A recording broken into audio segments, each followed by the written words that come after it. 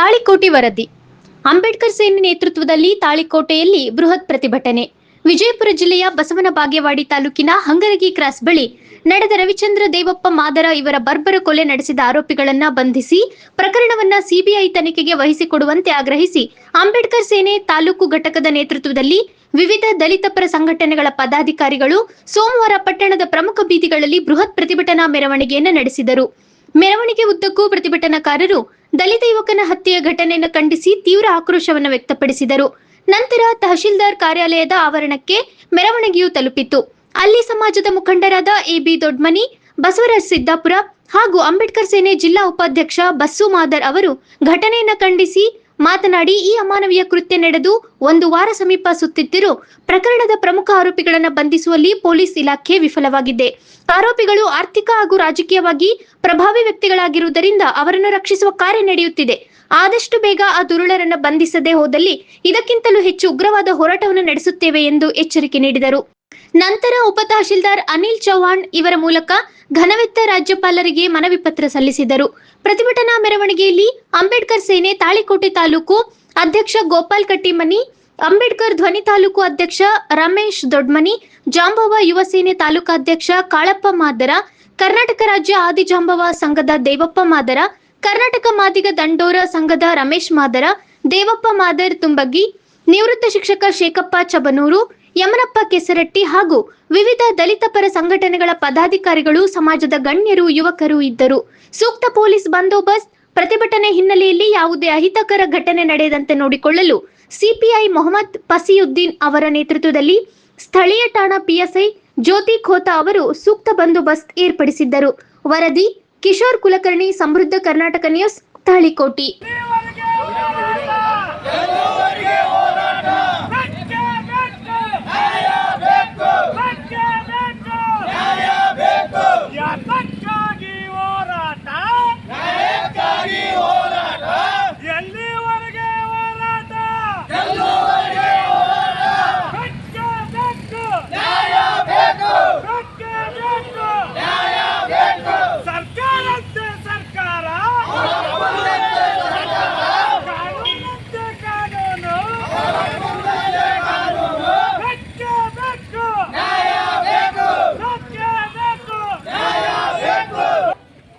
ಬೇಕೇ ಬೇಕು, ನ್ಯಾಯ ಬೇಕು, ಬೇಕೇ ಬೇಕು, ನ್ಯಾಯ ಬೇಕು. ಯಾತಕ್ಕಾಗಿ ಹೋರಾಟ, ನ್ಯಾಯಕ್ಕಾಗಿ ಹೋರಾಟ, ಎಲ್ಲಿವರೆಗೆ ಹೋರಾಟ, ಗೆಲ್ಲುವರೆಗೆ ಹೋರಾಟ, ಏನೇ ಬರಲಿ ಒಗ್ಗಟ್ಟಿರಲಿ, ಬೇಕೇ ಬೇಕು, ನ್ಯಾಯ ಬೇಕು. ಭ್ರಷ್ಟ ಪೊಲೀಸ್ ಅಧಿಕಾರಿಗಳಿಗೆ, ಭ್ರಷ್ಟ ಪೊಲೀಸ್ ಅಧಿಕಾರಿಗಳಿಗೆ, ಭ್ರಷ್ಟ ಡಿವೈಎಸ್ಪಿ ಅಧಿಕಾರಿಗೆ, ಅಯ್ಯಯ್ಯೋ ಅಯ್ಯಯ್ಯೋ, ಅನ್ಯಾಯ ಅನ್ಯಾಯ, ಅಯ್ಯಯ್ಯೋ ಅಯ್ಯಯ್ಯೋ, ಅನ್ಯಾಯ ಅನ್ಯಾಯ, ಬೇಕೇ ಬೇಕು, ನ್ಯಾಯ ಬೇಕು. ಆತ್ಮೀಯ ನನ್ನ ಎಲ್ಲ ದಲಿತ ಸಮಾಜದ ಕುಲಬಾಂಧವರೇ, ಇವತ್ತು ಈ ಬಿಸಿಲಲ್ಲಿ ನಿಂತು, ಉರಿ ಬಿಸಿಲಲ್ಲಿ ನಿಂತು ಹೋರಾಟ ಮಾಡತಕ್ಕಂಥ ಕಾರಣ, ಮುದ್ದೇಬಿಹಾಳ ತಾಲೂಕಿನ ನಾಗರಬೆಟ್ಟ ಗ್ರಾಮದ ಒಬ್ಬ ದಲಿತ ಯುವಕ, ಅಂದ್ರೆ MN ಮದಿರಿ ಅಂತಕ್ಕಂಥ ಪ್ರಥಮ ದರ್ಜೆ ಗುತ್ತಿಗೆದಾರ ಮುದ್ದೇಬಿಹಾಳದಾನ. ಇವನ ಹತ್ರ ಡ್ರೈವರ್ ಆಗಿ ಕೆಲಸ ನಿರ್ವಹಿಸುತ್ತಾನೆ. ಈ ಹಿಂದೆ 4 ದಿನದಿಂದ ಅವನನ್ನ ಕೊಲೆಗೈದು ಯಾವುದೋ ಒಂದು ಗಿಡಕ್ಕೆ ಕಟ್ಟಿ ತಾನೇ ಆತ್ಮಹತ್ಯೆ ಮಾಡಿಕೊಂಡಿದ್ದಾನೆ ಅಂತಕ್ಕಂಥ ವಿಚಾರವನ್ನು ಇಟ್ಟುಕೊಂಡು ಜನರಿಗೆ ತೋರ್ಸಕ್ ಹೋದ. ಆ ನಾಟಕ ಬಯಲಾತು, ಆ ನಾಟಕ ಮುಚ್ಚಲಿಲ್ಲ. ಈ ವೇದಿಕೆಯ ಮುಖಾಂತರ, ಈ ಹೋರಾಟದ ಮುಖಾಂತರ ಮಾನ್ಯ SP ಸಾಹೇಬರಲ್ಲಿ ನಾನು ಇವತ್ತು ಕೇಳ್ತೇನೆ, FIR ಆದ ತಕ್ಷಣ, ನಾನು ಒಬ್ಬ ಮಾಜಿ SC ದೌರ್ಜನ್ಯ ಕಮಿಟಿ ಮೆಂಬರ್, FIR ಅಂದ್ರೇನೆ, ಇನ್ವೆಸ್ಟಿಗೇಷನ್ ಅಂದ್ರೇನು, ಚಾರ್ಜ್ ಶೀಟ್ ಅಂದ್ರೇನು, FSL ರಿಪೋರ್ಟ್ ಅಂದ್ರೇನು, ಮಾಧ್ಯಮದವರು ಸ್ವಲ್ಪ ಸ್ಪಷ್ಟವಾಗಿ ಕೇಳಿದಿನ. ಸಂಬಂಧಪಟ್ಟಂತ ಇವತ್ತು ಡಿವೈಎಸ್ಪಿ ಡೈರೆಕ್ಷನ್ ಏನಾದ್ರು ಹೇಳಿದ್ರನ್ರಿ ಮೇಡಮ್ ಅಂತ ನಾವು ಸಬ್ ಇನ್ಸ್ಪೆಕ್ಟರ್ ಕೇಳಿದ್ರೆ ಅದ್ರ ಬಗ್ಗೆ ನನಗೆ ಐಡಿಯಾ ಇಲ್ಲ ಅಂತ ಹೇಳಿದ್ರು. ಹಾಗಿದ್ದ ಮೇಲೆ ತಾವೊಂಚೂರು ಲಕ್ಷ್ಯ ಕೊಡಿ. ಈ ಸಾವು ಅನ್ಯಾಯದ ಸಾವು, ಅನ್ಯಾಯದ ಸಾವು.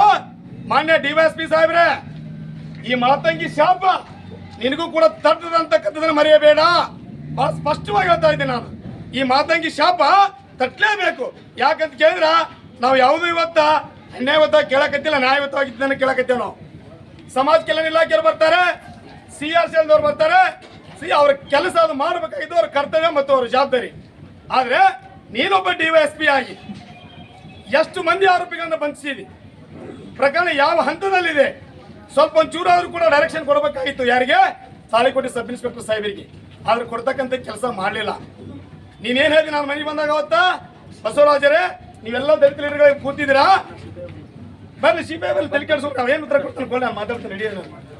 ಬಟ್ ಇವತ್ತಿನ ಪರಿಸ್ಥಿತಿ ನೋಡಿದ್ರೆ ನಮ್ಗೆ ಹೆಂಗಾಗ್ಯದಪ್ಪ ಅಂತ ಕೇಳಿದ್ರ, ಆಟಕ್ಕುಂಟು ಲೆಕ್ಕಕ್ಕಿಲ್ಲ. ಆಟಕ್ಕುಂಟು ಲೆಕ್ಕಕ್ಕಿಲ್ಲ ಅಂತ ಕೇಳಿದ್ರೆ ಏನಿದ್ರ ಅರ್ಥ? ಹೆಸರಿಗೆ ಮಾತ್ರ ಪೊಲೀಸ್ ಇಲಾಖೆ, ಹೆಸರಿಗೆ ಮಾತ್ರ ಪೊಲೀಸ್ ಇಲಾಖೆ. ನೀವು ಹಂಗ ಹೋಗ್ಕೋರಿ, ನಾವು ಹಿಂಗ ಹೋಗ್ತೇವೆ ಅಂತ ಹೇಳ್ತಾರೆ ಪೊಲೀಸ್ ಇಲಾಖೆ ಅವರು. ಇದು ವ್ಯವಸ್ಥೆನಾ ಇದು? ಇದು ವ್ಯವಸ್ಥೆನಾ ಇದು? ಈ ಕರ್ನಾಟಕ ರಾಜ್ಯದಲ್ಲಿ ನ್ಯಾಯ ಅಂತಕ್ಕಂಥದ್ದು ಇವತ್ತು ಯಾರು ಪಾಲಾಗಿದೆ ಅಂತ ಕೇಳಿದ್ರ, ಇವತ್ತು ಶ್ರೀಮಂತರ ಪಾಲಾಗಿದೆ, ಆದ್ರೆ ಬಡವರ ಪಾಲಾಗಿಲ್ಲ. ಯಾಕಂತ ಕೇಳಿದ್ರ ಇವತ್ತು ಬಂಡವಾಳಶಾಹಿಗಳು, ಇವತ್ತು ಪೊಲೀಸ್ ಇಲಾಖೆಯವರು ಬಂಡವಾಳಶಾಹಿಗಳು ಅಂತ ನೇರವಾಗಿ ಆರೋಪ ಮಾಡ್ತಾನೆ. ಇದನ್ನ ನೀವು ಮಾಧ್ಯಮದಲ್ಲಿ ಬರ್ಕೊಳ್ಳಿದಿನ. ಯಾಕಂತ ಕೇಳಿದ್ರೆ ಮನಸ್ಸಿಗೆ ನೋವು ಆಗ್ತದೆ ನಮಗೆ. ಯಾಕೆ ಪುಣ್ಯಕ್ಕಿನ ಅಲ್ಲಿಂದ ಬರೋ ಮುಂದಾಗ ನಮ್ಮೆಲ್ಲ ವಯಸ್ಸದಂತ ಎಲ್ಲ ನಮ್ಮ ಸಮಾಜದ ಹಿರಿಯರು ಬಂದಾರೆ, ಅವ್ರಿಗೇನು ಪುಣ್ಯ ಕಾಲಿಲ್ಲ. ಯಾಕಂದ್ರೆ ಸಮಾಜದ ನೋವು ಇಟ್ಕೊಂಡು ಹೋರಾಟಕ್ಕೆ ಬಂದ್ರೆ ಅವರು ಬರುವಂತ ಸಂದರ್ಭದಲ್ಲಿ ಅವ್ರಿಗೆ ಆಕಸ್ಮಿಕವಾಗಿ ಏನೇನೋ ಒಂದು ಘಟನೆ ಆಗಿತ್ತಂದ್ರೂ ಕೂಡ ನೇರ ಹೊಣೆಗಾರ ಪೊಲೀಸ್ ಇಲಾಖೆಯವರು ನೀವು ಆಗ್ತಿದ್ರಿ ಇವತ್ತು. ಯಾಕಂತ ಕೇಳಿದ್ರೆ ನೀವು ಆಕಸ್ಮಿಕವಾಗಿ ಆರೋಪಿಗಳನ್ನು ಬಂಚಿದ್ರೆ ನಮ್ಮ ಹೋರಾಟ ವ್ಯವಸ್ಥೆಗೆ ಬರ್ತಿರ್ಲಿಲ್ಲ. ಮಾನ್ಯ SP ಸಾಹೇಬ್ರೆ, ಅರ್ಥ ಮಾಡ್ಕೊಳ್ಳಿದ್ದಾವು, ಒಂದು ನ್ಯಾಯಯುತ ಸ್ಥಾನದಲ್ಲಿ ಇದ್ದಿರತ್ತವು. ಇವತ್ತು ದಲಿತರ ಪ್ರಾಣ ಮಾನ ಕಾಪಾಡ್ತಕ್ಕಂಥದ್ದು ಸರ್ಕಾರದ ಅಧಿಕಾರಿಗಳ ಜವಾಬ್ದಾರಿ ಒಂದು ಕಡೆ ಆದ್ರೆ, ಇನ್ನೊಂದು ಕಡೆ ನಾನು ಹೇಳ್ತೇನೆ, ಸ್ಥಳೀಯವಾಗಿ ಪೊಲೀಸ್ ಇಲಾಖೆ ಸ್ವಲ್ಪ ಡೈರೆಕ್ಷನ್ ಕೊಡಿತಾವು. ನಾವು ಮರ್ಡರಾಗಿದ್ದ ಬಗ್ಗೆ ಎಲ್ಲ ಕೇಳಕ್ ಹೋಗಲ್ಲ. ಯಾಕಂದ್ರೆ ನಿಮ್ಮ ಡಿಪಾರ್ಟ್ಮೆಂಟ್ ಅಲ್ಲಿ ಕೆಲವೊಂದು ಎಕ್ಸ್ಪೆಕ್ಟೇಷನ್ ನಿಮ್ಗೆ ಗೊತ್ತಿರುತ್ತೆ, ಅದು ನ್ಯಾಯ ನಿಬದ್ಧಿ ಏನು ಅಂತಕ್ಕಂಥದ್ದು ನಾವೆಲ್ಲ ಕೇಳಿಲ್ಲ. ಜಸ್ಟ್ ಫಾರ್ ಏನ್ ಕೇಳಿವಿ, ಎಷ್ಟು ಮಂದಿ ಅರೆಸ್ಟ್ ಮಾಡಿದ್ರಿ, ಪ್ರಕರಣ ಯಾವ ಹಂತದಲ್ಲಿದೆ, ಆರೋಪಿಗಳು ಇಲ್ಲಿ ಆಡಾಡ್ತಾನೆ ಮೇಷ ಅನ್ಸ್ಕೊಂಡು ಏನಂತ ನಾನು ಇನ್ನೊಬ್ರು ಫೋನ್ ಮಾಡಿದ್ರು, ಸರ್ ಏನ್ ಮಾಡಿದ್ರಿ, ಮೇಧಾವಿ ಅಶಮ್ ಇಲ್ಲಿ ಆಡಾಡ್ತಾನ, ಅವ್ನು ಕನಿಷ್ಠ ಪಕ್ಷ ಕರೆದು ವಿಚಾರಣೆ ಮಾಡಿದ್ರಲ್ಲಿ ಪೊಲೀಸ್ ಇಲಾಖೆ ಅಂತ ಕೇಳಿದ್ರು. ಇದು ಭಂಡತನ, ಇದು ಲಜ್ಜೆಗೆಟ್ಟತನ ಸರ್ಕಾರ, ಇದು ಲಜ್ಜೆಗೆಟ್ಟ ಅಧಿಕಾರಿಗಳು ಅಂತ ಹೇಳ್ತಾನೆ ನಾನು ನೇರವಾಗಿ ಇದು ಮಾಧ್ಯಮದ ಮುಖಾಂತರ. ಬಂಧುಗಳೇ, ನಾವು ಇಲ್ಲಿವರೆಗಿನ 4-5 ದಿನ ಇವತ್ತು ಸಹನೆ ಕಳ್ಕೊಂಡು ಸುಮ್ ಕೂತಿದ್ದೇವೆ. ದಯವಿಟ್ಟು ಪೊಲೀಸ್ ಇಲಾಖೆಯವರೇ, ನಮ್ಮ ದಲಿತರ ಸಹನೆಯನ್ನ ತಾಳ್ಮೆ ನೀವು ಯಾವತ್ತೂ ನಾವು ಪರೀಕ್ಷೆ ಮಾಡಬೇಡಿ. ಒಂದು ವೇಳೆ ನೀವು ಪರೀಕ್ಷೆ ಮಾಡಿದ್ದೆ ಆದಲ್ಲಿ ಇವತ್ತಿಗೆ ಈ ಸದ್ಯನೂ ಸಹ ನಾವೆಲ್ಲರೂ ಸೇರ್ಕೊಂಡು ನಿಮ್ಮ ಪೊಲೀಸ್ ಠಾಣೆಯನ್ನು ಮುತ್ತಿಗೆ ಹಾಕುವಂತ ಶಕ್ತಿ ಡಾಕ್ಟರ್ ಬಾಬಾ ಸಾಹೇಬ್ ಅಂಬೇಡ್ಕರ್ ಅವರು ಕೊಟ್ಟಿದ್ದಾರೆ. ಅದು ನಾವು ಯಾರು ಮರ್ತಿಲ್ಲ. ಆದ್ರೆ ನಿಮ್ಗೆ ಒಂದು ನೆನಪಿರಲಿ, ಇವು ನಾವೇನು ಹೇಡಿಗಳಲ್ಲ, ನಾವೆಲ್ಲರೂ ಕೂಡ ಭೀಮನ ರಕ್ತ ಮೇಯಲ್ಲಿದೆ. ಆದ್ರೆ ನೀವು ಮಾಡ್ತಕ್ಕಂಥ ಡೊಂಗಿತನಕ್ಕೆ ಇಡೀ ದೇಶವೇ ತೆಗೆತಕ್ಕಿಸ್ತದೆ ಇವತ್ತು ವ್ಯವಸ್ಥೆ. ಆದ್ರೆ ಇದಕ್ಕೆ ಸಂಬಂಧಪಟ್ಟಂತ CPS ಅವರು ಕೂಡ ಇಲ್ಲಿ ಬಂದಿದ್ದಾರೆ, ಅವರು ಕೂಡ ಏನ್ ಮಾಹಿತಿ ಕೊಡ್ತಾರೆ ನೋಡೋಣ. ಯಾಕಂದ್ರೆ ನಾ ಅಂದೆ ಅಲ್ಲಿ ಅದೊಂದು ಸರ್ಕಲ್ ಬಂದ್ ಮಾಡ್ಬಿಟ್ರೆ ಮಾಹಿತಿ ಕೊಡ್ತಾರೆ ಅಂತ ಮಾಡಿದ್ದೀನಿ ನಾನು. ಮತ್ತೆಲ್ಲ ನಮ್ಮ ಹೋರಾಟಗಾರ ಏನಂದ್ರೆ ಬೇಡ ಸರ್ ಬರ್ತಾರೆ ನಡೀರಿ ಅಂತಂದ್ರು. ಯಾಕೆ ಇದು ತಾಳ್ಮೆ ಪರೀಕ್ಷೆ? ದಯಮಾಡಿ CPS ಅವರು ಕೂಡ ತಾವು ಬರ್ಬೇಕಿಲ್ಲ ವೇದಿಕೆ ಹತ್ರ ಬನ್ನಿ ಸರ್.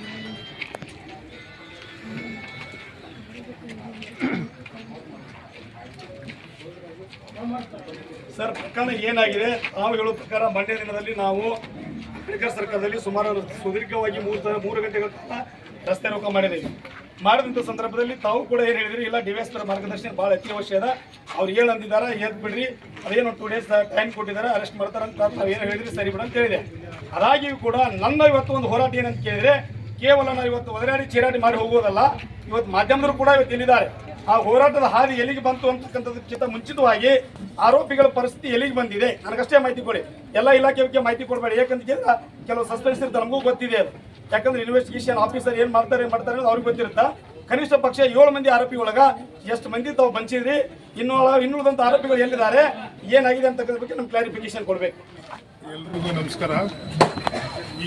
ಈಗಾಗಲೇ ನಿನ್ನೆ ಮೀಟಿಂಗ್ ಮಾಡಿದಾಗ ಇವತ್ತಿನ ಪ್ರತಿಭಟನೆ ಹಮ್ಮಿಕೊಂಡಂಥವ್ರಿಗೆ ನಿನ್ನೆ ಏನೇನು ರೂಪರೇಷೆ ಅಂತ ಅವರಿಂದನೇ ಕೇಳಿದ್ದೀವಿ, ಏನೇನಂತನೂ ನಮ್ಮಿಂದನೇ ಹೇಳಿದ್ದೀವಿ.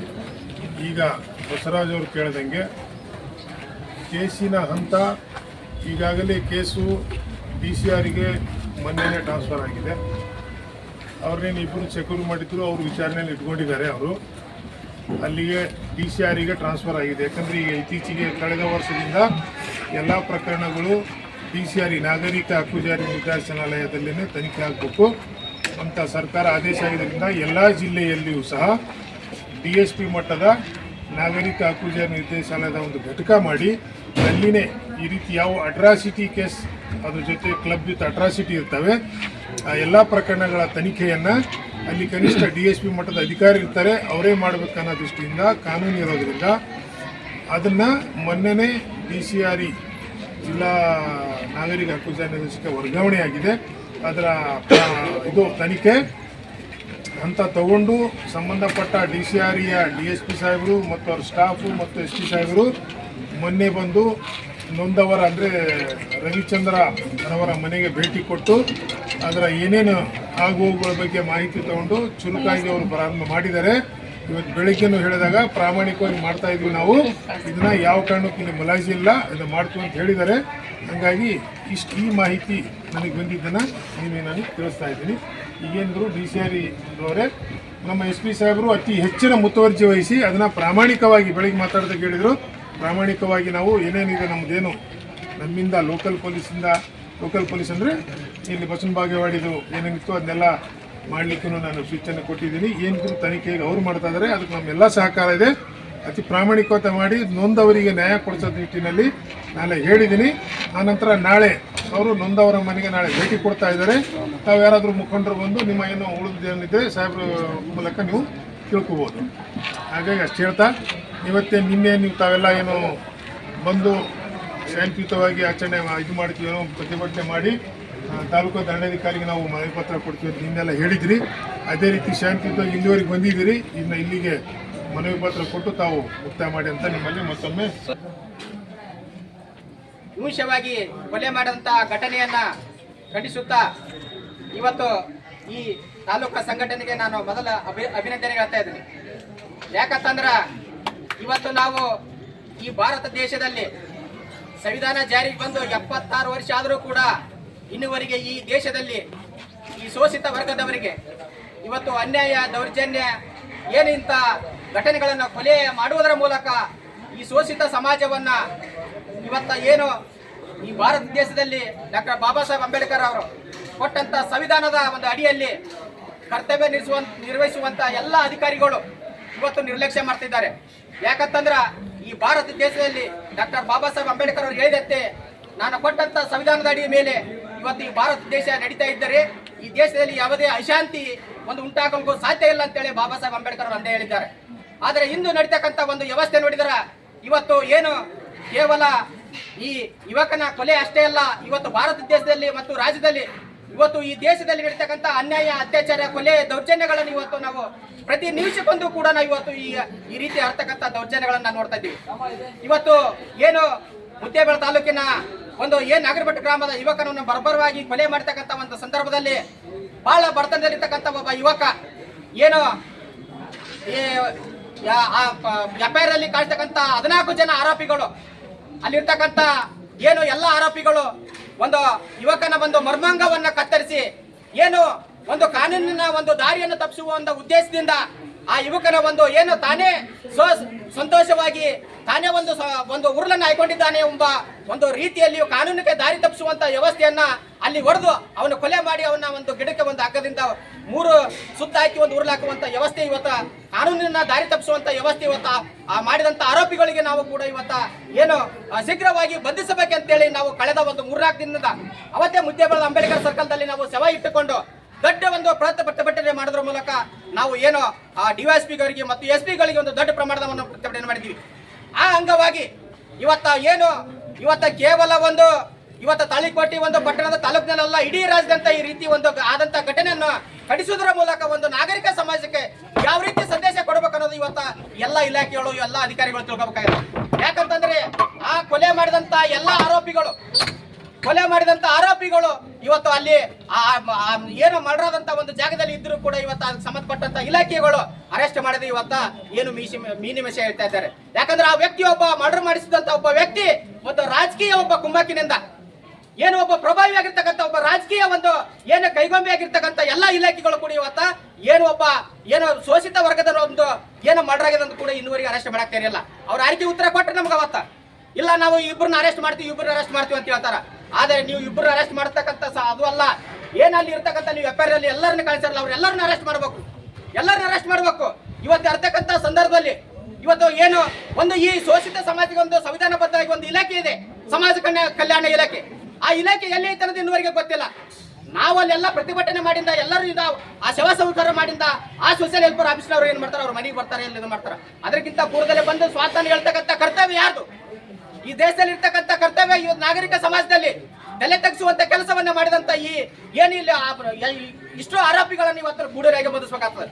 ಯಾಕಂದ್ರೆ ಇನ್ನೊಂದು ನೋವಿನ ಸಂಗತಿ ಏನಂತಂದ್ರ ಕೇವಲ ಸತ್ತವ ಯಾಕಂತಂದ್ರೆ ಒಬ್ಬ ದಲಿತ ಯುವಕ.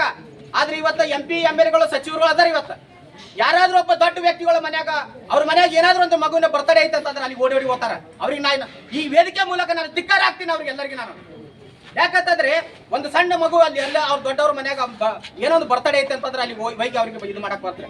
ಆದ್ರೆ ಇಲ್ಲಿ ಒಬ್ಬ ಶೋಷಿತ ಸಮಾಜ ಒಬ್ಬ ದಲಿತನ ಮನ್ಯಾಗ ಒಂದು ಸಾವಾಗಿದೆ, ಒಂದು ಕೊಲೆ ಆಗಿದೆ, ಒಂದು ಮರ್ಡರ್ ಆಗಿದೆ ಅಂತಂದ್ರೆ ಅಲ್ಲಿ ಇನ್ನೂವರೆಗೆ ಯಾರು ಬರಾಕ್ತಾ ಇರಲಿಲ್ಲ, ಅವ್ರಿಗೆ ಸ್ವಾತಂತ್ರ್ಯ ಹೇಳಕ್ತಾ ಇರಲಿಲ್ಲ. ಅಂದ್ರೆ ಎಲ್ಲಿ ಬಂದ ನಾಗರಿಕ ಸಮಾಜ ಇದು? ಈ ರೀತಿಯಾಗಿ ಹಿಂಸೆ ಮಾಡುವಂತ ಸಂದರ್ಭದಲ್ಲಿ ಆ ವ್ಯಕ್ತಿ ಎಷ್ಟು ನೋವನ್ನು ಅನುಭವಿಸಿರ್ಬೇಕು ಅಂತ ಪ್ರಭಾವ ಆಗಿರ್ತಕ್ಕಂಥ ವ್ಯಕ್ತಿಯನ್ನು ಕೂಡ ಇನ್ನೂವರೆಗೆ ಬಂಧಕ್ಕಾಗಿಲ್ಲ ಪೊಲೀಸ್ ಇಲಾಖೆಗೆ. ನಾವು ಮಾತು ಕೊಟ್ಟಿದ್ರು DYSP ಅವ್ರ ಮುದ್ದೆ ಬಂದಾಗ, ಇಲ್ಲ ನಾನು ಶೀಘ್ರವಾಗಿ ಆ ವ್ಯಕ್ತಿನ ಬಂಧಿಸ್ತಾನೆ. ಎಲ್ಲರೂ ಬಂಧಿಸ್ತಾನೆ. ಆ ವ್ಯಕ್ತಿ ರಾಜರೋಷಿಯಾಗಿ ತಿರುಗಾಡ್ತಾನ. ಎಲ್ಲ ನಾವು ವ್ಯಕ್ತಿ ಬೇಕಲ್ಲ, ಕೇವಲ ಆ ವ್ಯಕ್ತಿ ಮರ್ಡರ್ ಮಾಡೋದ್ರಿಂದ ಇವತ್ತು ಆ ಸೋಷಿಯಲ್ ವೆಲ್ಫೇರ್ ಆಫೀಸ್ನಿಂದ ಬಂದು ಅವ್ರಿಗೆ ಏನೋ ಸ್ವಾಂತನ ಇವತ್ತು ಆ ವ್ಯಕ್ತಿಗೆ ಅವ್ರ ಕುಟುಂಬದವರಿಗೆ ನಾವು ದುಡ್ಡು ಕೊಡ್ತೀವಿ, ಪರಿಹಾರ ಕೊಡ್ತೀವಿ. ಅದರ ಪರಿಹಾರ ಮುಖ್ಯ ಅಲ್ರಿ, ಆ ವ್ಯಕ್ತಿಗೆ ಆದಂತ ಘಟನೆ ಏನು, ಮುಂದೆ ನಾಗರಿಕ ಸಮಾಜ ಯಾವ ರೀತಿಯಿಂದ ಕಾನೂನು ರೀತಿಯಿಂದ ಪರಿಣಾಮ ಆಗಬೇಕು. ಈ ರೀತಿ ಘಟನೆ ಅಲ್ಲದಂಗೆ ನಾವು ಶೀಘ್ರವಾಗಿ ಕ್ರಮ ಕೈಗೊಳ್ಳಬೇಕಲ್ಲ. ಇನ್ನುವರೆಗೆ ಇಲಾಖೆಗಳು ಯಾವುದೇ ಕ್ರಮ ಕೈಗೊಂಡಿಲ್ಲ. ಅದಕ್ಕೆ ಸ್ಪಷ್ಟವಾಗಿ ಉದಾಹರಣೆ ಏನಂತಂದ್ರ, ಇವತ್ತು ನಿಮ್ಮಲ್ಲಿ ಈ ರೀತಿ ಬಾಬಾ ಸಾಹೇಬ್ ಅಂಬೇಡ್ಕರ್ ಸಂವಿಧಾನವನ್ನು ಜಾಗೃತಿ ಇಲ್ಲದ ಕಾರಣ, ನೀವು ಒಗ್ಗಟ್ಟಿಲ್ಲದ ಕಾರಣ, ನೀವು ಕಾನೂನು ಅರಿವು ಇಲ್ಲದ ಕಾರಣ ಇವತ್ತು ಆ ಸಮಾಜ ನಿಮ್ಮನ್ನು ಎಲ್ಲಿ ಬೀದಿಯಲ್ಲಿ ಇವತ್ತು ನಿಮ್ಮನ್ನು ಕೊಲೆ ಮಾಡ್ತದ, ಬೀದಿಯಲ್ಲಿ ಅತ್ಯಾಚಾರ ಮಾಡ್ತದ, ಬೀದಿಯಲ್ಲಿ ಇವತ್ತು ದೌರ್ಜನ್ಯ ಮಾಡ್ತದ. ಇವತ್ತೆಲ್ಲ ನಾವು ನೋಡ್ಬೋದು. ಪ್ರತಿಯೊಂದು ಇಲಾಖೆಯಲ್ಲಿ ಇವತ್ತು ಪೊಲೀಸ್ ಇಲಾಖೆಯಲ್ಲಿ ಇವತ್ತು 2 ತಿಂಗಳಿಗೊಮ್ಮೆ ಇವತ್ತು ಏನಂತ ದಲಿತರ ದಿನ ಅಂತೇಳಿ ಆಚರಣೆ ಮಾಡ್ಬೇಕಂತ ಐತಿ. ಆದ್ರೆ ಬೇರೆ ಕೇವಲ ಸ್ಟೇಷನ್ದಲ್ಲಿ ಇವತ್ತು ದಲಿತರ ದಿನ ಆಚರಣೆ ಆತ ಹೊರತು ಹಳ್ಳಿಗಳಿಗೆ ನೀವು ಈ ದಲಿತರ ಮೇಲೆ ಆಗ್ತಕ್ಕಂಥ ದೌರ್ಜನ್ಯಗಳನ್ನು ನೀವು ಯಾಕೆ ಜಾಗೃತಿ ಮಾಡಕ್ತಾ ಇರಲಿಲ್ಲ? ಬರೀ ಸ್ಟೇಷನ್ದೊಳಗ ದಲಿತರ ನಾಯಕರು 4 ಮಂದಿನ ಕರಿತೀರಿ. ಕರೆದ ಸ್ಟೇಷನ್ದೊಳಗೆ ಏನು ದಲಿತರ ದಿನ ಅಂತ ಆಚರಣೆ ಮಾಡ್ತಾರೆ. 4 ಮಂದಿನ ಕರೀದು ಅಲ್ಲಲ್ಲ, ಪ್ರತಿಯೊಂದು ಬೀಟಿಗೆ ಇರ್ತಕ್ಕಂಥ ಪೊಲೀಸರು ಕೂಡ ಇವತ್ತು ನಿಮ್ಮ ಏನು ಹೋಟೆಲ್ಗಳಿಗೆ ಕೂಡ ಅದರ ಜಾಗೃತಿ ಮಾಡಬೇಕು. ಈ ರೀತಿ ನೀವು ಅಸ್ಪೃಶ್ಯ ಆಚರಣೆ ಮಾಡಬೇಡ್ರಪ್ಪ. ಇಲ್ಲಿ ಏನೋ ಸಂವಿಧಾನಬದ್ಧವಾಗಿ ನೀವು ಹೋಟೆಲ್ಗಳು ಇಡ್ರಿ, ಏನಾರು ಇಡ್ರಿ, ಎಲ್ಲರೂ ಸಮಾನತೆ, ಮಾನವರಂತೆ ಕಾಣಂತೇಳಿ ಯಾಕೆ ನೀವು ಮಾಡಕ್ ತಯಾರಿಲ್ಲ ಸಂವಿಧಾನಬದ್ಧವಾಗಿ? ಇವತ್ತೆಲ್ಲ ಇಲಾಖೆಗಳು ಕೂಡ ಇವತ್ತು ಸಂವಿಧಾನಬದ್ಧವಾಗಿ ಕರ್ತವ್ಯ ನಿರ್ವಹಿಸುವಲ್ಲಿ ನೀವು ವಿಫಲ ಆಗ್ಯಾವ. ಅದಕ್ಕಾಗಿ ನಮ್ಮದು ಒಂದೇ ವಿಷಯ, ಎಲ್ಲ ಆಗ್ರಹ ಏನಂತಂದ್ರ ಸಂಬಂಧಪಟ್ಟಂತ ಎಲ್ಲ ಆರೋಪಿಗಳನ್ನ ಶೀಘ್ರವಾಗಿ ಬಂಧಿಸಬೇಕು. ಅದಕ್ಕೆ ಸಂಬಂಧಪಟ್ಟಂತ ಆರೋಪಿಗಳನ್ನ ಶೀಘ್ರವಾಗಿ ಬಂಧಿಸಬೇಕು. ಸಂಬಂಧಪಟ್ಟಂತ ಇಲಾಖೆಯಿಂದ ಕೇವಲ ಮತ್ತೆ ಇನ್ನೊಂದು ಏನಂತಂದ್ರ ಆ ಕೊಲೆ ಆದಂತ ಯುವಕನ ಏನ ಮನೆಯರ ಕುಟುಂಬರಲ್ಲ ಅವರಿಗೆ ಎಲ್ಲಾ ರೀತಿಯಿಂದ ಪರಿಹಾರ ಮುಟ್ಟಬೇಕು. ಈಗ ಅರ್ಧ ಇಲಾಖೆಯಿಂದ ಪರಿಹಾರ ಕೊಟ್ಟಿದ್ದಾರೆ. ಮುಂದೆ ಬರ್ತಕ್ಕಂಥ ದಿನಗಳಲ್ಲಿ ಆ ಯುವಕನಿಗೆ ಕುಟುಂಬಕ್ಕೆ ಸಂಬಂಧಪಟ್ಟಂತ ಏನು ಕಾನೂನುಬದ್ಧವಾಗಿ ಏನು ಒಂದು ಪರಿಶಿಷ್ಟ ಜಾತಿಯ ಒಂದು ಕಾಯ್ದೆ ಅನುಗುಣವಾಗಿ ಏನು ಎಲ್ಲಾ ಸವಲತ್ತುಗಳು ಸಿಗಬೇಕು, ಅವನು ನೌಕರಿ ಸಿಗ್ಬೇಕು, ಅವ್ನು ನೌಕರಿ ಕೊಡುವಂತ ವ್ಯವಸ್ಥೆ ಸಿಗ್ಬೇಕು. ಇನ್ನುವರೆಗೂ ಒಂದು ಮಾಧ್ಯಮದ ಮೂಲಕ ನಾವು ಸ್ಪಷ್ಟವಾಗಿ ಹೇಳ್ತೇನೆ, ಮುದ್ದೇಬೇಳ ತಾಲೂಕಿನಲ್ಲಿ ಬಸಮ್ಮ ಚಲವದಂತೆ ಒಂದು ಹುಡುಗಿನ ರೇಪ್ ಅನ್ನು ಮರ್ಡರ್ ಮಾಡಿದ್ರು. ಆ ಹುಡುಗಿಗೆ ಇನ್ನುವರೆಗೂ ಹೊಲ ಕೊಟ್ಟಿಲ್ಲ. ಆ ಹುಡುಗಿಯಲ್ಲಿರ್ತಕ್ಕಂಥ ಎಲ್ಲ ತಂದೆ ತಾಯಿ ಬಂಧುಗಳಿಗೆ ಅವ್ರ ಕುಟುಂಬಕ್ಕೆ ಯಾವುದೇನು ನೌಕರಿ ಕೊಟ್ಟಿಲ್ಲ. ಅದಕ್ಕೆ ಉತ್ತರ ಕೊಡೋರು ಯಾರು? ಅದಕ್ಕೆ ಯಾರು ಉತ್ತರ ಕೊಡೋರು? ಸಮಾಜ ಕಲ್ಯಾಣ ಇಲಾಖೆ ಯಾರು ಉತ್ತರ ಕೊಡೋರು? ಕೇವಲ ಆರ್ಥಿಕವಾಗಿ ಬಂದು ಒಂದು 2 ದಿನ ಇದಾದ್ಮೇಲೆ ಬಂದು ನೀವು ರೊಕ್ಕ ಕೊಡೋದು ಮುಖ್ಯ ಅಲ್ಲ. ಆ ಕುಟುಂಬಕ್ಕೆ ನೀವು ನೈತಿಕವಾಗಿ ಬೆಂಬಲ ಕೊಡಬೇಕು. ನಾವು ಅದೇ ನಿಮ್ಮ ರಕ್ಷಣೆಗಾಗಿ ಅಂತೇಳಿ ಎಣ ಇಟ್ಕೊಂಡು ಮುದ್ದೆ ಬಂದಾಗ ನಾವು ಸರ್ಕಾರದಾಗ 2 ತಾಸು ಧರಣಿ ಮಾಡಿದ್ರು ಕೂಡ ಸಮಾಜ ಕಲ್ಯಾಣ ಇಲಾಖೆಯವರು ಒಬ್ಬರು ಆಯ್ದಿಲ್ಲ, ಸಮಾಜ ಕಲ್ಯಾಣ ಇಲಾಖೆಯವರು ಒಬ್ಬರು ಬಂದಿಲ್ಲ. ಅದ್ರ ಬೇಕಲ್ಲ, ಸಂವಿಧಾನಬದ್ಧವಾಗಿ ಮಾಡ್ತಕ್ಕಂಥ ಕರ್ತವ್ಯ ಏನು ನಿಮ್ಮದು? ಅದಕ್ಕಾಗಿ ತಾವೆಲ್ಲ ಇಲಾಖೆಗಳು ಜಾಗೃತರಾರಿ. ಅದಕ್ಕಿಂತ ಮುಂಚೆವಾಗಿ ನೀವು ಸಂವಿಧಾನಬದ್ಧವಾಗಿ ಏನು ಕರ್ತವ್ಯ ನೀಡುವಂತ ವ್ಯಕ್ತಿಗಳನ್ನ, ಅಧಿಕಾರಿಗಳನ್ನ ಪ್ರಾಮಾಣಿಕವಾಗಿ ಕೆಲಸ ಮಾಡುವಂತ ಜಾಗೃತಿ ನೀವೆಲ್ಲರೂ ಸಂವಿಧಾನದ ಜಾಗೃತಿ ಅಂತ ತಗೋಬೇಕು. ಸಂವಿಧಾನ ಜಾಗೃತಿ ಆಗಬೇಕು. ಸಂವಿಧಾನವನ್ನು ಓದಿದ್ರೆ ಅಂದ್ರೆ, ಬಾಬಾ ಸಾಹೇಬ್ ಅಂಬೇಡ್ಕರ್ ಓದಿದ್ರೆ ಅಂದ್ರೆ ನೀವೆಲ್ಲರೂ ಜಾಗೃತಿ ಅಂದಾಗ ಮಾತ್ರ ನಿಮಗೆಲ್ಲರೂ ಅಧಿಕಾರಿಗಳು ಮಾತು ಕೇಳ್ತಾರ. ಅದಕ್ಕಾಗಿ ದಯವಿಟ್ಟು ಬಂಧುಗಳೇ, ಈ ಮಾಧ್ಯಮ ಮೂಲಕ ನಾವು ಏನ್ ಹೇಳ್ತಂದ್ರೆ ಶೀಘ್ರವಾಗಿ ಏನ ಆ ಹುಡುಗನನ್ನ ಕೊಲೆ ಮಾಡಿದಂತ ಎಲ್ಲ ಆರೋಪಿಗಳನ್ನು ಶೀಘ್ರವಾಗಿ ಬಂಧಿಸಬೇಕು. ಉದ್ದೇಶಪೂರ್ವಕವಾಗಿ ಆ ವ್ಯಕ್ತಿ ರಾಜಕೀಯ ವ್ಯಕ್ತಿ ಅನ್ನೋದು ಒಂದೇ ಒಂದು ಕಾರಣಕ್ಕಾಗಿ ಆ ವ್ಯಕ್ತಿಯನ್ನು ಇವತ್ತು ಹೊರಗೆ ಬಿಟ್ಟಿದ್ದಾರೆ. ಹಾಗಾದ್ರೆ ರಾಜಾರೋಷವಾಗಿ ಯಾರ ರಾಜಕೀಯ ವ್ಯಕ್ತಿ ಬಂಡವಾಳಶಾಹಿಗಳು ಕೋಟ್ಯಾಧೀಶ ಅಂದ್ರೆ ಯಾರು ಬೇಕಾದ್ರೂ ಮರ್ಡರ್ ಮಾಡಿ ಅಂದ್ರೆ ರಾಜಾರೋಷವಾಗಿ ತಿರ್ಗಾಡ್ಬೋದಾ? ಅಂದ್ರೆ ಇದ್ರ ಉತ್ತರ ಕೊಡೋರು ಯಾರು? ಮರ್ಡರ್ ಮಾಡಿರ್ತಾರ, ಮರ್ಡರ್ ಮಾಡಿ ಅವ್ನ ಏನು ಬಿಗಿದ ಸ್ಥಿತಿಯಲ್ಲಿ ಅವ್ನ ನಿಂದಿರ್ಸಿರ್ತಾರ. ಅವತ್ತು ನಾವು ಹೋಗ್ತೀವಿ ಅಲ್ಲಿ ಬೆಳಿಗ್ಗೆ 8 ಗಂಟೆ ಅಲ್ಲಿ ಓದೋತ್ನಾಗ ಅವನನ್ನ ನಾವು ನೋಡ್ತೀವಿ. ನೋಡಿ ಅಲ್ಲಿ ಅವ್ರನ್ನ ಕೇಳಿದಾಗ, ಯಾರು MN ಮದ್ರಿ ಅವ್ರ ತಮ್ಮನ್ನ ಅವ್ರನ್ನ ಕೇಳಿದಾಗ ಅವ್ರು ಏನು ಉತ್ತರ ಕೊಡ್ತಾರಪ್ಪ ಅಂದ್ರೆ ಅವನೇ ಊರ್ಲ ಹಾಕೊಂಡಿರೋಣ ಅಂತ ಅನ್ನುವಂಥ ಸ್ಥಿತಿ ಅವ್ರು ನಮ್ಗೆ ಹೇಳ್ತಾರೆ. ಆದ್ರೆ ಅವು ಊರ್ಲ ಹಾಯ್ಕೋಬೇಕಾದಾಗ ಇವ ಏನ್ ಮಾಡ್ತಿದ್ದ ಅನ್ನೋದು ಪ್ರಶ್ನೆ ಅಲ್ಲೆಲ್ಲ ಉದ್ಭವ ಆಗ್ತೈತಿ. ಆಮೇಲೆ ಮದುವೆಯವರು ಕೂಡ ಅಲ್ಲಿಗೆ ಬರ್ತಾರೆ. ಅಂದ್ರೆ ಸೌಜನ್ಯಕ್ಕೂ ಕೂಡ ಕನಿಷ್ಠ ಪಕ್ಷ ಸೌಜನ್ಯಕ್ಕೂ ಕೂಡ ಆ ಬಾವಡಿ ಕಡೆ ಬಂದು ನೋಡುವಂತ ಮನಸ್ಥಿತಿ ಇಲ್ಲ ಅವರು. ಇವರೆಲ್ಲ ನಾಗರಿಕ ಸಮಾಜದಲ್ಲಿ ಯಾವ ರೀತಿಯಾಗಿ ಬದುಕ್ತಿದ್ದಾರೆ, ದುಡ್ಡು ಮಾಡಿದೀನಿ ಅನ್ನೋ ಇಷ್ಟು ಅಹಂಕಾರನೋ ಇವರಿಗೆ, ಅಥವಾ ಇವ್ರನ್ನ ಅರೆಸ್ಟ್ ಮಾಡೋದು ಇದಕ್ಕೆಲ್ಲ ನೇರ ಕಾರಣ. ಇವ್ರನ್ನ ಅರೆಸ್ಟ್ ಮಾಡೋ ಕಾರಣ ಮಾನ್ಯ DYSP ಸಾಹೇಬರು. ಯಾಕೆ ಅರೆಸ್ಟ್ ಮಾಡ್ಲಿಲ್ಲಪ್ಪ ಅಂದ್ರೆ ಅವ್ರಿಬ್ಬರನ್ನ ಅಲ್ಲಿ ಅರೆಸ್ಟ್ ಮಾಡಿದ್ರು, ನಮ್ಮ ಎದುರಿಗೆ ಅರೆಸ್ಟ್ ಮಾಡಿದಾರ. ಆಯ್ತಪ್ಪ ಏನ್ ಕಂಪ್ಲೇಂಟ್ ಕೊಡ್ತೀರಾ ಕೊಡ್ರಿ, ಅಂದ ಮೇಲೆ ನಾವು ಒಂದು FIR ಬರೆದು ಕೊಡ್ತೀವಿ. ಆಮೇಲೆ ಅವ್ರನ್ನ ಅರೆಸ್ಟ್ ಮಾಡ್ತಾರ, ಇಬ್ಬರನ್ನ ಅರೆಸ್ಟ್ ಮಾಡ್ತಾರ, ಅವನನ್ನ ಬಿಡ್ತಾರ. ಯಾಕಂದ್ರೆ ಅವನು ರಾಜಕೀಯವಾಗಿ ಪ್ರಬಲರ ಜೊತೆಗೆ ಇರ್ತಾನ ಅನ್ನುವ ಕಾರಣಕ್ಕೋಸ್ಕರ ಅವನನ್ನು ಬಿಟ್ರು. ಎದಕ್ ಬಿಟ್ರು? ಆದ್ರೂ ಕೂಡ ಮತ್ತೆ ನಾವು ಮುದ್ದೇಬಾಳದಲ್ಲಿ ಒಂದು ದೊಡ್ಡ ಮಟ್ಟದ ಹೋರಾಟವನ್ನು ಮಾಡ್ತೀವಿ. ಹೋರಾಟ ಮಾಡಿದಾಗೂ ಕೂಡ ಅವಾಗ್ಲೂ ಏನ್ ಹೇಳ್ತಾರ, 24 ತಾಸಿನಾಗ ನಾನು ಅರೆಸ್ಟ್ ಮಾಡ್ತೀನಿ, ಇನ್ನುವರೆಗೆ ಒಂದು ವಾರ ಆದ್ರೂ ಕೂಡ ಅರೆಸ್ಟ್ ಮಾಡತ್ತಿಲ್ಲ. ಯಾಕ್ರಿ DYSP ಅವರೇ, ನಿಮ್ಗೆ ಏನ್ ಪ್ರೆಷರ್ ಇದೆ ಅಂತ ಅರ್ಥ ಆಗ್ತಾ ಇಲ್ಲ ನಮ್ಗೆ. ಇದಕ್ಕೆ ಮೇನ್ ಕಾರಣ ಪೊಲೀಸ್ ಇಲಾಖೆಯವರೇ. ಅಕಸ್ಮಾತ್ ಅವನನ್ನ ಅಲ್ಲಿ ಅರೆಸ್ಟ್ ಮಾಡಿ ಒಳಗೆ ತಗೊಂಡು ಕಸ್ಟಡಿಗೆ ತಗೊಂಡು ಇದು ಮಾಡಿದ್ರೆ ಅವ ಏನ್ ಅಂಬೋದು ಅಂತೇಳಿ ಎಲ್ಲ ತಿಳಿತಿತ್ತು. ಅವ್ರನ್ನ ಅರೆಸ್ಟ್ ಯಾಕೆ ಮಾಡ್ತಾ ಇಲ್ಲ, ಏನ್ ಇವ್ರಿಗೆ ಏನ್ ಸಮಸ್ಯೆ ಏನಾಗಿದೆ? ನೀವು ಸರ್ಕಾರದ ನೌಕರದಾರೋ ಅಥವಾ ಅವ್ರ ಮನೆಯ ಕೆಲಸದಾರೋ ಗೊತ್ತಾಗತ್ತಿಲ್ಲ ನಮಗೆ. ಒಂದು ತಿಳ್ಕೊಬೇಕು, ತಾವು ಕಾನೂನುಬದ್ಧವಾಗಿ ಕೆಲಸ ಮಾಡ್ರಿ. ಕಾನೂನುಬದ್ಧವಾಗಿ ಅವ್ರನ್ನ ಅರೆಸ್ಟ್ ಮಾಡ್ಬೋದಿತ್ತು. ಅವ್ರಿಗೆ ಪವರ್ ಇತ್ತವತ್ತ ಅರೆಸ್ಟ್ ಅವ್ರನ್ನ ಮಾಡಾಕ. ಅವ್ರಿಗೆ ಪವರ್ ಇದ್ರು ಕೂಡ ಅರೆಸ್ಟ್ ಮಾಡಕ್ ತಯಾರಿಲ್ಲಪ್ಪ ಅಂತಂದ್ರೆ ಇವ್ರು ಎಷ್ಟರ ಮಟ್ಟಿಗೆ ರಾಜಕೀಯ ಪ್ರಭಾವಕ್ಕೆ ಒಳಗಾಗ್ಯಾರ ಅಂತೇಳಿ ನಮ್ಗೆ ಕಂಡು ಬರ್ತೈತಿ. ಅದಕ್ಕಾಗಿ ಇದು ಇನ್ನೂ ಇವತ್ತೇನು ಮುದ್ದೇಬಿಹಾಳ ತಾಲೂಕದಲ್ಲಿ ಇದು ತಾಳಿಕೋಟೆ ತಾಲೂಕಿನಲ್ಲಿ ಒಂದು ಹೋರಾಟವನ್ನು ಹಮ್ಮಿಕೊಂಡಿದ್ದಾರೆ.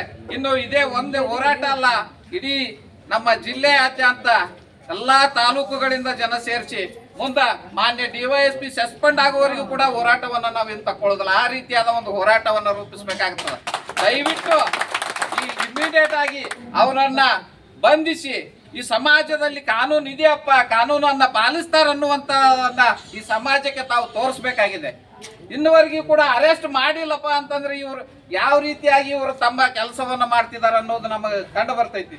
ಅದಕ್ಕೋಸ್ಕರ ಮಾನ್ಯ DYSP ಸಾಹೇಬರು ಕೂಡಲೇ ಅವರನ್ನ ಅರೆಸ್ಟ್ ಮಾಡ್ರಿ.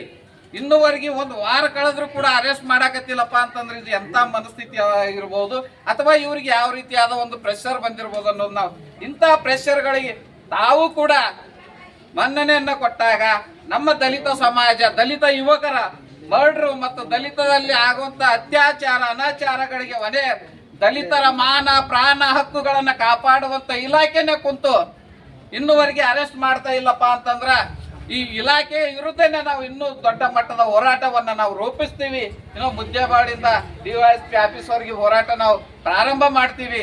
ಇದು ಇನ್ನೂ ಒಂದೇ ಹಂತದ ಹೋರಾಟ, ಇನ್ನೂ ಹಂತವಾದ ಹೋರಾಟವನ್ನ ನಾವು ಹೈಕೋತೀವಿ. ಆದಷ್ಟು ಬೇಗ ಹೋರಾಟ ಆದಷ್ಟು ಬೇಗ ಅವರನ್ನ ಅರೆಸ್ಟ್ ಮಾಡ್ರಿ ಅಂತ ಹೇಳ್ತಾ, ನಾವು ಹೋರಾಟ ಮಾಡದಿದ್ರು ಪರವಾಗಿಲ್ಲ, ಮಾರಾಟ ಆಗ್ಬಾರ್ದು ಅಂತೇಳಿ ಹೇಳ್ತಾ, ನಮ್ಮ ಬಾಬಾ ಸಾಹೇಬ್ ಅಂಬೇಡ್ಕರ್ ಅವರು ಅದನ್ನೇ ಹೇಳಿದರು.